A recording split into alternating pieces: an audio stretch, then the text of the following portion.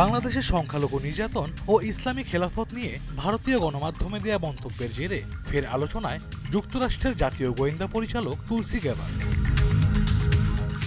৩ দিনের ভারত সফরে এসে বিশ্বজুড়ে সন্ত্রাসবাদ দমন নিয়ে বেশ সরব হতে দেখা গেছে ট্রাম্পের এই আস্থাভাজনকে। এনডিটিভি এবং এএনআইকে দেয়া সাক্ষাৎকারে সংখ্যালঘুদের নিরাপত্তা প্রসঙ্গে বারবার বাংলাদেশের নাম উঠে আসে তার কথায়। এ সময় বাংলাদেশের সংখ্যালঘু নির্যাতনের অভিযোগ আনেন তুলসি, মন্তব্য করেন ইসলামী খেলাফত নিয়ে। এসবের জেরে অনেকে আবার তুলসিকে আখ্যা দিচ্ছেন ইসলাম বিদ্বেষী হিসেবে। এমন প্রেক্ষাপটে তাই জেনে নেওয়া যাক কে এই তুলসি। রাজনীতিতে আসার আগে 2 দশকেরও বেশি সময় মার্কিন সেনাবাহিনীতে কর্মরত ছিলেন তুলসি।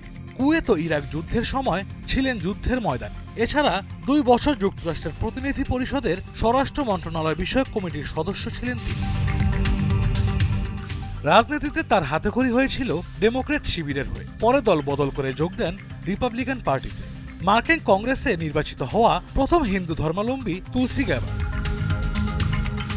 তবে জাতীয় গোয়েন্দা প্রধান হিসেবে তুলসির মনোনয়ন নিয়ে নানা তর্ক বিতর্ক আলোচনা হয়। তার ব্যাপারে খোদ রিপাবলিকান পার্টির অনেকে আপত্তি জানান, উদ্বেগ প্রকাশ করেন যুক্তরাষ্ট্রের সাবেক প্রায় 100 কূটনৈতিক গোয়েন্দা নিরাপত্তা কর্মকর্তা।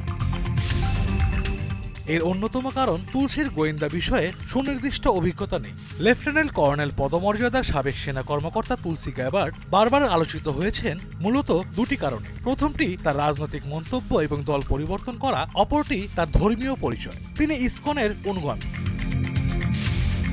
হাউস অব রিপ্রেজেন্টেটিভসে শপথ নেওয়ার সময় ভগবত গীতা হাতে ছিল তার।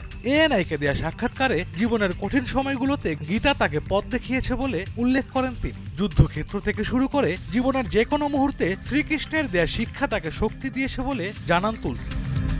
ভারতের প্রধানমন্ত্রী নরেন্দ্র মোদীর সাথে সাক্ষাতের সময় তাকে একটি তুলসির মালা উপহার দেন এই গোয়েন্দা অধিকারী। অপরদিকে কৃষ্ণ ভক্ত তুলসিকে মহাকুম্ভের জল ভরা কলস দেন মোদী। হিন্দু ধর্মাবলম্বী এবং নামের কারণে অনেকেই তুলসিকে ভারতের বলে মনে করে, তবে ভারতের সঙ্গে তার কোনো সম্পর্ক নেই। তুলসির মা হিন্দু মতাদর্শে দীক্ষা নেন। তুলসির মার জন্ম যুক্তরাষ্ট্রের ইন্ডিয়ানায়, বেড়ে ওঠেন মিশিগানে। ইউরোপীয় বংশোদ্ভূত তার বাবা আমেরিকান সামোয়াতে জন্মগ্রহণ করেন।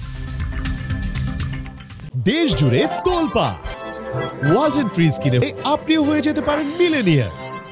জাতীয় গোয়েন্দা পরিচালক হিসেবে তুলসির অধীনে কেন্দ্রীয় গোয়েন্দা সংস্থা সিআইএ, কেন্দ্রীয় তদন্ত ব্যুরো এফবিআই, প্রতিরক্ষা, সেনা, নৌ ও বিমান বাহিনী সহ মোট 18টি দপ্তর রয়েছে।